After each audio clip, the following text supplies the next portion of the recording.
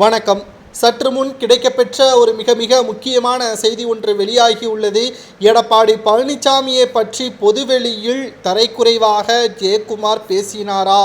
கடும் கோபத்தில் எடப்பாடி பழனிசாமி பாஜகவுடன் இணைவது பற்றி எந்த ஒரு முடிவையும் தலைமை எடுப்பதற்கு வாய்ப்பில்லை என்று ஏற்கனவே எடப்பாடி பழனிசாமி அவர்கள் கூறியிருந்தார். ஆனால் ஜெயக்குமார் அவர்களோ காலத்தின் சூழ்நிலையில் அரசியலில் யாரும் பரம எதிரியோ பரம நண்பர்களோ கிடையாது, அரசியல் சூழலுக்கேற்ப எங்களது முடிவுகளை மாற்றிக்கொள்வோம் என்று ஜெயக்குமார் அவர்கள் கூறியிருக்கிறார்.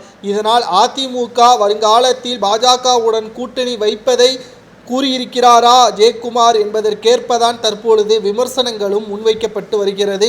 எடப்பாடி பழனிசாமி அவர்கள் தற்பொழுது ஜெயக்குமார் அவர்களை பல முறை கண்டித்திருக்கிறார். பொதுவெளியில் கட்சி சொல்லாததை தனிப்பட்ட முறையில் கூறாமல் கட்சி சார்ந்து கூறுவதால் எடப்பாடி பழனிசாமி அவர்கள் கடும் கோபத்தில் ஜெயக்குமார் மீது இருப்பதாக தற்பொழுது செய்திகளை நம்மால் பார்க்க முடிகிறது.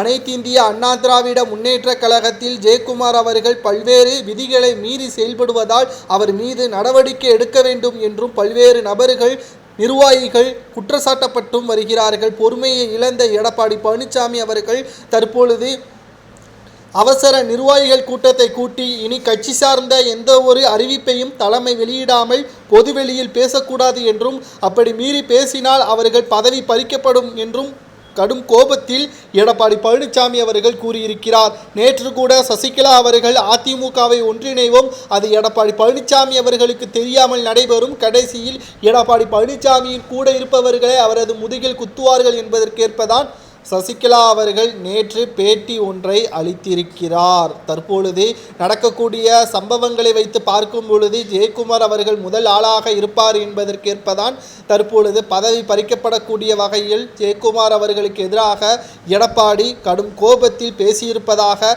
நம்மால் பார்க்க முடிகிறது. 2026 அரசியல் களம் என்பது ஒரு முறை ஆட்சியை இழந்ததற்கே எடப்பாடி அவர்களுக்கு பல்வேறு நஷ்டத்தை ஏற்படுத்தி இருக்கிறது. மக்கள் மத்தியில் தேர்தலை தோல்வியடையக்கூடிய வகையில் அமைந்திருக்கிறது. 2026 ஒற்றுமை இல்லாத அதிமுகவின் நிலைமை கேள்விக்குறிதான் என்பதற்கேற்ப ஜெயக்குமார் அவர்கள் சாடை மாடையாக பேசியது வைரலாக பரவி வருகிறது.